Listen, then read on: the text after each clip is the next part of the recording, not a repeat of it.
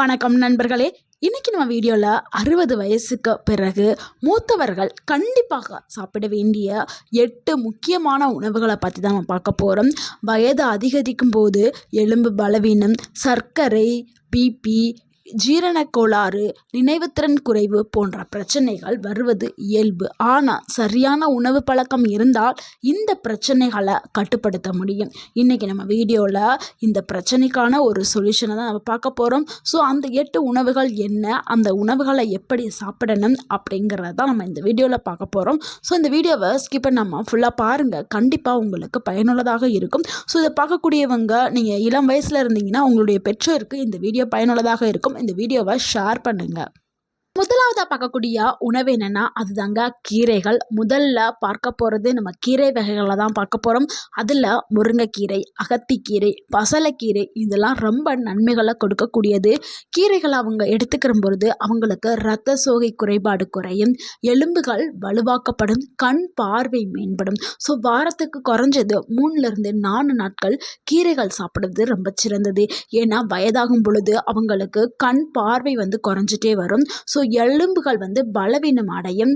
அந்த ஹீமோகுளோபின் சொல்லுவோம்ல, அந்த ஹீமோகுளோபின் ரொம்ப கம்மியாயிரும். ஸோ கீரைகளை நீங்கள் அடிக்கடி உணவில் சேர்த்துட்டு வந்தீங்கன்னா இந்த 3 பிரச்சனைகள் சரியாக ஆரம்பிக்கும். அடுத்து 2வது உணவு என்னென்னா பால் மற்றும் தயிருங்க.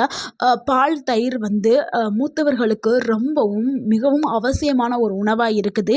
ஏன்னா இதில் கால்சியம் அதிக அளவில் இருக்குது. ஸோ எலும்பு முறிவு அபாயத்தை குறைக்கிறதுக்கு இது பயன்படும். அதாவது ஜீரணத்தையும் மேம்படும். நீங்கள் கேட்பீங்க, எனக்கு பால் குடிக்க பிடிக்காது, நான் டீயும் காஃபியும் தான் குடிப்பேன் அப்படின்னு நிறைய பேர் நினைப்பீங்க. ஸோ நீங்கள் டீயோ காஃபியோ குடிச்சுக்கிறீங்க. ஆனால் உங்களுக்கு கால்சியம் சத்து வேணும்ல, இதுக்கு நீங்கள் என்ன பண்ணுறீங்கன்னா மதியானம் சாப்பாட்டுக்கு பிறகு 1 கப்பு தயிரை நீங்கள் உங்கள் உணவில் சேர்த்துக்கிறீங்க. அப்படி நீங்கள் 1 கப் தயிரை நீங்கள் டெய்லி எடுக்கும் பொழுது உங்களுக்கு கால்சியம் அளவு கிடச்சிரும். அதுக்கப்புறம் நீங்கள் ஹெவியாக சாப்பிடுவீங்களா உணவு, அது எல்லாமே சூப்பராக அந்த உணவு எல்லாத்தையும் உடச்சி அந்த செரிமானத்தை ஆக்கி விட்டுரும் இந்த தயிர். ஸோ கண்டிப்பாக நீங்கள் மதியான வேளையில் 1 கப் தயிர் எடுத்துக்கிறீங்க. அப்படி எடுக்கும்போது உங்களுடைய குடல் நலன் மேம்பட செய்யும். பால் சாப்பிட முடிஞ்சவங்க பாலை எடுத்துக்கிறங்க. டெய்லியும் 1 கிளாஸ் பாலோ இல்லை 1 கிளாஸ் தயிரோ எடுக்கிறது ரொம்ப ரொம்ப சிறந்தது. உங்களுடைய கால்சியம் சத்துக்காகவும் உங்களுடைய எலும்புகள் பலமாக இருக்கிறதுக்காகவும் அது பயன்படுது. அடுத்து 3வது நம்ம பார்க்கக்கூடிய ஒரு உணவு என்னென்னா அதுதாங்க மீன். வாரத்தில் 1 இல்லைனா 2 முறை கண்டிப்பாக நீங்கள் மீன்களை எடுக்கிறது ரொம்ப நல்லது. ஏன்னா உங்களுடைய இதய ஆரோக்கியத்திற்கு, உங்களுடைய நினைவு ஆற்றல், அதாவது ஞாபக சக்தியை பல மடங்கு அதிகரிக்கிறதுக்கு மீன் உதவி பண்ணுது. ஏன்னா வயது ஆகும் பொழுது அந்த ஞாபக சக்தி குறைஞ்சிரும். ஸோ ஒரு பொருளை நீங்கள் உங்கள் வீட்டில் எங்கேயாவது வச்சிங்கன்னா மறுநாள் கேட்கும்போது உங்களுக்கு தெரியாது, நீங்கள் தேடிட்டே இருப்பீங்க. அந்த அளவுக்கு ஞாபக சக்தி வயது ஆக ஆக குறைஞ்சிட்டே வரும். ஸோ இது எல்லாமே உங்களுக்கு சூப்பராக இயங்க ஆரம்பிக்கும். மீனை நீங்கள் வாரத்துக்கு 2 முறை எடுக்கிறா இருந்தாலும் எடுத்துக்கலாம், இல்லை வாரத்துக்கு 1 முறை, அட்லீஸ்ட் 1 முறையாவது நீங்கள் எடுக்கணும். இது மீன்னாலையும் உங்களுக்கு மூட்டு வலி குறையும். ஸோ இது உங்களுக்கு தெரிஞ்சிருக்காது. மீனானால் நீங்கள் நார்மலாக சாப்பிட்டுட்டு இருப்பீங்க, ஆனால் மீன் சாப்பிட்டா மூட்டு வலி குறையும்னு உங்களுக்கு தெரியாது. ஏன்னா மீன் அவ்வளவு நல்லது. ஸோ உங்களுடைய மூட்டு வலியையும் குறைக்கும், உங்களுடைய இதயத்தை பாதுகாக்கும். வறுத்த மீனை சாப்பிடாதீங்க, குழம்பு வச்சு சாப்பிட்றது ரொம்ப சிறந்தது. அடுத்து 4வது உணவு என்னென்னா நட்ஸ் விதைகள் தாங்க. பாதாம், வால்நட், ஆளி விதை, சியா விதை இது எல்லாமே உங்களுக்கு சூப்பராக உங்கள் உடலை பாதுகாக்க செய்யும். உங்களுடைய மூளையுடைய செயல்பாட்டை மேம்படுத்துறதுக்கு இந்த நட்ஸுகள் உதவி பண்ணுது. ஸோ உங்களால் பாதாம், வால்நட், ஆளி விதை, சியா விதை இதெல்லாம் என்னால் வாங்க முடியல, நான் கிராமத்தில் இருக்கேன் அப்படின்னு சொல்லிட்டு நீங்கள் கவலைப்பட வேண்டாம். ஸோ இந்த வால்நட், பாதாம், ஆளி, சியா விதையில் இருக்கக்கூடிய சத்து நம்ம கிராமத்தில் கிடைக்கக்கூடிய வேர்க்கடலையில் இருக்குது. ஸோ நீங்கள் வேர்க்கடலையும் தாராளமாக எடுத்துக்கலாம். இதுவும் உங்களுடைய மூளை செயல்பாட்டை மேம்படுத்தும், உங்களுடைய அந்த ஞாபக திறனை பல மடங்கு அதிகப்படுத்தும், கெட்ட கொலஸ்ட்ராலை குறைக்கும். முடிஞ்ச அளவுக்கு நீங்கள் பாதாம், வால்நட்டை நீங்கள் சரியான அளவில் எடுக்கிறது தான் உங்களுக்கு நல்லது.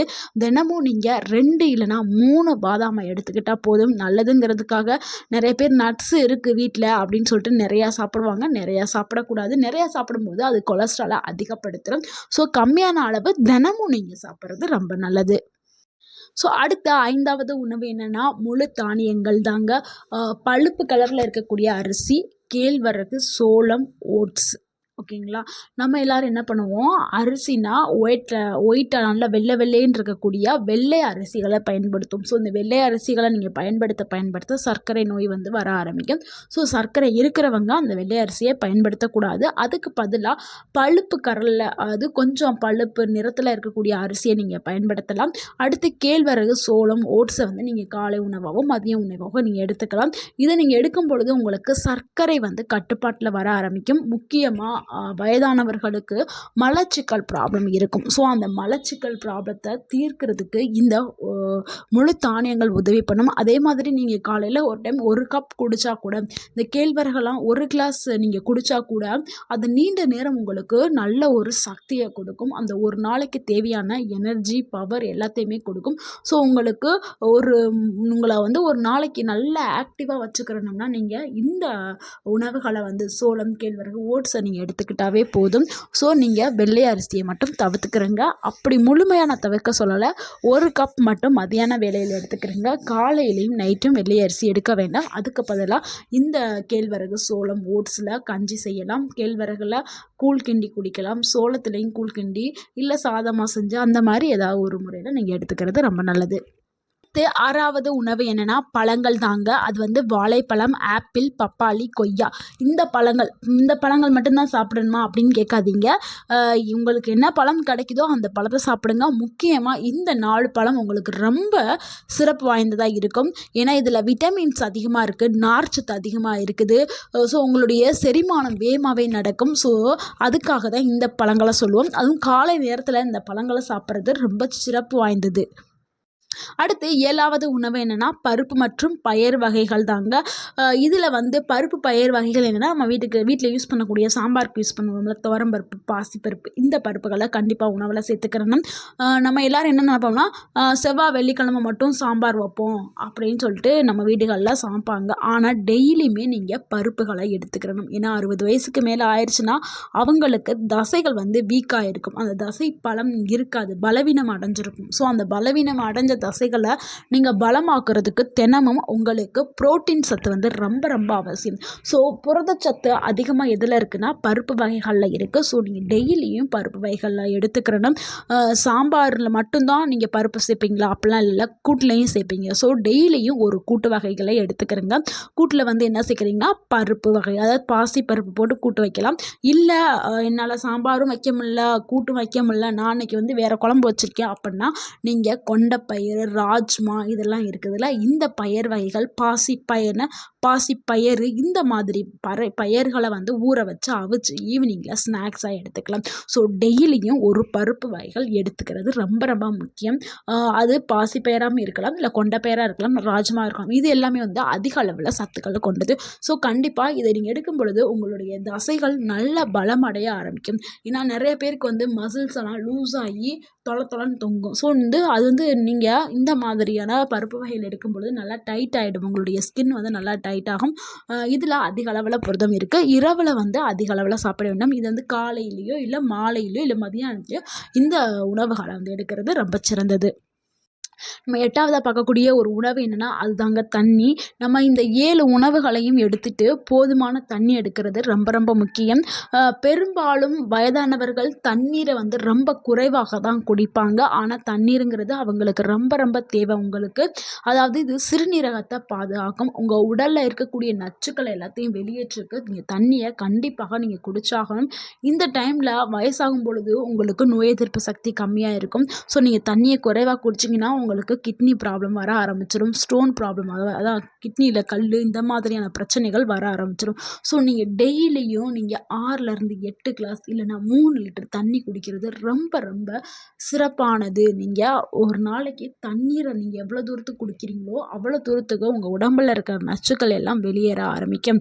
ஸோ, இது கூட நீங்கள் தவிர்க்க வேண்டிய சில விஷயங்கள் என்னென்னா அதிக அளவில் வந்து உங்கள் சாப்பாட்டில் உப்பு சேர்க்காதீங்க. ஸோ, உப்பு அதிகமாக சேர்க்கும் பொழுது உங்களுக்கு பலவிதமான வியாதிகள் வர ஆரம்பிக்கணும். வயசாயிருச்சுல, ஸோ உப்பை வந்து கம்மி பண்ணிக்கிறங்க. அதே மாதிரி அதிகமாக எண்ணெய் ஊற்றி பொரிச்சு சாப்பிட்ற ஐட்டத்தை கம்மி பண்ணிடுங்க. இனிமேல் நீங்கள் வந்து சாப்பிடக்கூடிய உணவுகள் எல்லாமேனா ஆவியில் வேக வச்சதாக இருக்கணும், அவியலாக இருக்கணும். ஸோ இந்த எண்ணெயில் பொரிச்சிருது, வறுத்துறது அந்த உணவுகளை கண்டிப்பாக தவிர்க்க வேண்டும். அதே மாதிரி குழம்பு செய்யும் பொழுதுமே அதிக எண்ணெய் ஊற்றி சமைக்கிறத நீங்கள் அவாய்ட் பண்ணிக்கிறங்க. ஏன்னா எண்ணெயை வந்து நீங்கள் கம்மியாக சாப்பிடும் பொழுது உங்களுக்கு நன்மை கிடைக்கும். அதிகமாக சாப்பிடும் பொழுது கொலஸ்ட்ரால் வர ஆரம்பிக்கும். ஸோ உங்கள் இதயத்திற்கு இன்னுமே கேடு தான். ஸோ எண்ணெயை கண்டிப்பாக கம்மி பண்ணிக்கிறங்க. அடுத்து பேக்கெட் உணவுகளை கண்டிப்பாக நீங்கள் தவிர்க்கணும். பேக்கெட்டில் அடைக்கப்பட்ட சிப்ஸு, லேஸு, குர்குரே என்னென்ன பேக்கெட்டில் அடைச்சிருக்காங்களோ அதை எல்லாத்தையுமே ரெடிமேடாக செய்யக்கூடிய ரெடிமேட் சப்பாத்தி, நூடுல்ஸு, மேகி இதெல்லாமே நீங்கள் கண்டிப்பாக அவாய்ட் பண்ணணும். ஸோ இந்த உணவுகளை நீங்கள் தவிர்க்கணும். வீட்டில் செஞ்ச உணவுகளை தான் நீங்கள் சாப்பிடணும். அடுத்து முக்கியமானது இனிப்பு வகைகள். அதாவது நிறைய ஓவராக இனிப்பாக இருக்கும்ல, அந்த ஓவர் இனிப்பு உணவுகளை கண்டிப்பாக நீங்கள் தவிர்க்கணும். ஏன்னா வயதானவர்கள் வந்து சுகர் இருக்கோ இல்லையோ, சுகர் இருக்கிறவங்க எடுக்கவே கூடாது. சுகர் இல்லைன்னாலுமே நீங்கள் தவிர்க்கிறது ரொம்ப ரொம்ப நல்லது.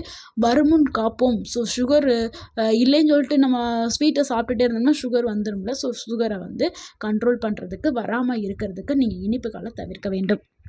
நண்பர்களே, 60 வயதுக்கு பிறகு ஆரோக்கியம்ங்கிறது மருந்து மாத்திரையில் இல்லை, உங்கள் உணவில் தான் இருக்குது. இந்த 8 உணவுகளை நீங்கள் தினசரி உணவில் சேர்த்துட்டு வந்தீங்கன்னா உங்களுக்கு ஆரோக்கியமான ஒரு முதுமை கிடைக்கும், மகிழ்ச்சியான வாழ்க்கை கிடைக்கும், நோய் இல்லாத ஒரு வாழ்வு கிடைக்கும். ஸோ இந்த வீடியோ உங்களுக்கு பயனுள்ளதாக இருந்திருந்தால் இந்த வீடியோக்கு ஒரு லைக் பண்ணுங்கள். இந்த வீடியோவை உங்களுடைய ஃப்ரெண்ட்ஸ் அண்ட் ஃபேமிலிக்கு ஷேர் பண்ணுங்கள். மறக்காமல் எங்கள் சேனலை சப்ஸ்கிரைப் பண்ணுங்கள், எங்களுக்கு சப்போர்ட் பண்ணுங்கள், கமெண்ட் பண்ணுங்கள். தேங்க்யூ ஃபார் வாட்சிங்.